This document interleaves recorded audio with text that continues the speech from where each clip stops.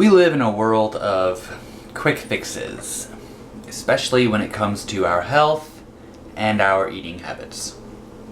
We have all sorts of 7-day detoxes, 14-day transformations, 21-day cleanses, and 30-day jump starts, and all sorts of short-term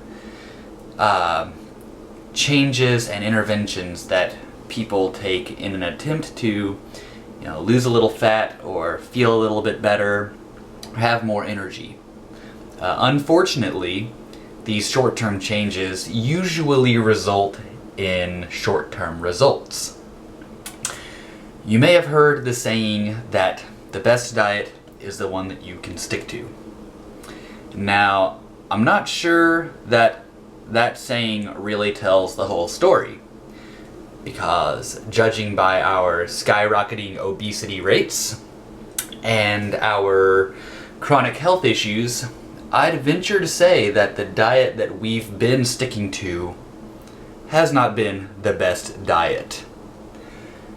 I think that the saying would be better phrased as any dietary change is doomed to fail in the long run if it's not sustainable in the long run. So now we should explore some of these popular dietary changes.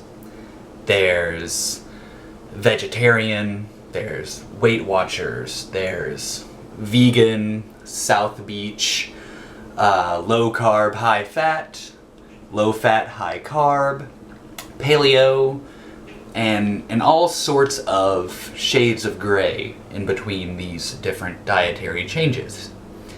Now, sure, they don't work for many people, but they all do work for some people, at least for some amount of time. Now, the question is, what is it about these changes that works?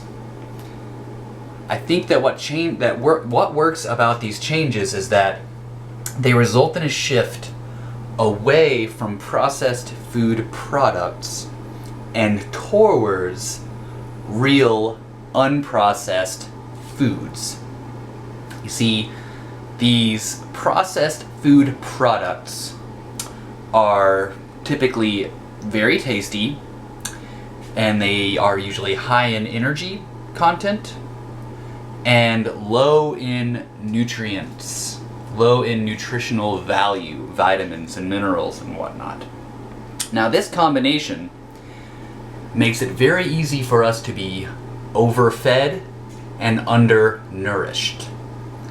Now, when we're overfed and undernourished, our bodies are going to want to store that extra energy, yet still be hungry for the nutrients that it needs.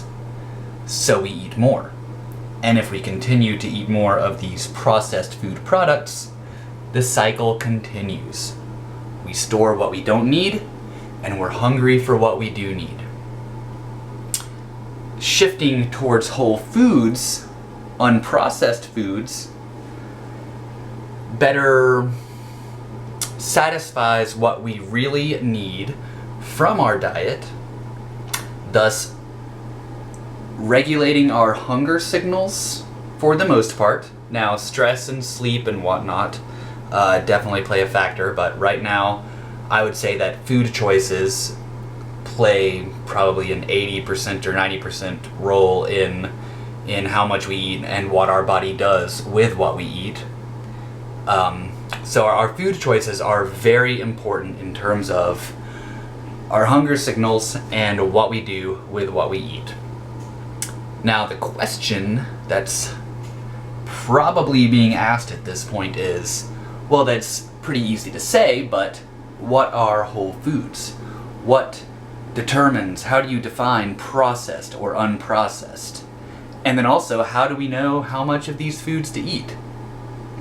And that would take a very, very long single video to describe.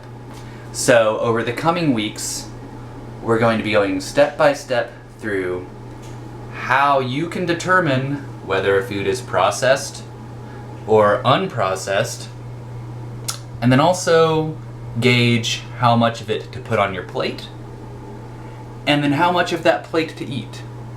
You won't be counting calories, you won't be worried about grams of carbs or how much fat or anything like that.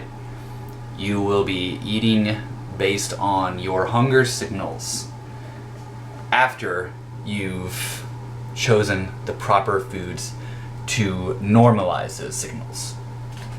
I'm very excited for these upcoming weeks.